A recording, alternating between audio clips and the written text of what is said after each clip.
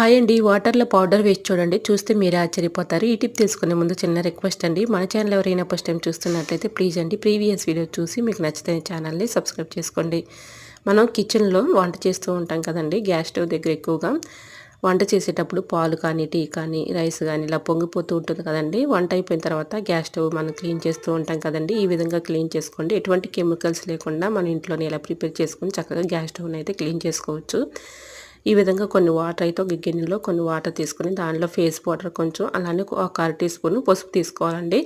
ఇలా ఆ వాటర్‌లో నాప్కిన్‌ని డిప్ చేసేసి ఇలాగా గ్యాస్ స్టవ్‌ని చక్కగా క్లీన్ చేసుకున్నాం అనుకోండి. గ్యాస్ స్టవ్ పై ఉన్నటువంటి క్రిములు కానీ, డస్ట్ కానీ, బ్యాక్టీరియా కూడా అంతా కూడా ఒక్కొక్కసారి ఫామ్ అవుతూ ఉంటుంది కదండీ! అటువంటి ఇబ్బంది లేకుండా ఉంటుంది. ఇలా ఒకసారి క్లీన్ చేసి చూడండి. చాలా బాగా వర్క్ అవుతుంది.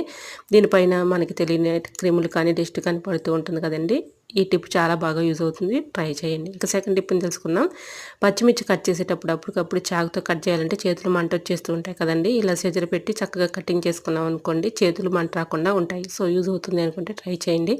వీడియో నచ్చితే లైక్ చేయండి. ఇలాంటి మరిన్ని ఇంట్రెస్టింగ్ వీడియోస్ కోసం నా ఛానల్ లైక్ చేసి సబ్స్క్రైబ్ చేసుకోండి. Thanks for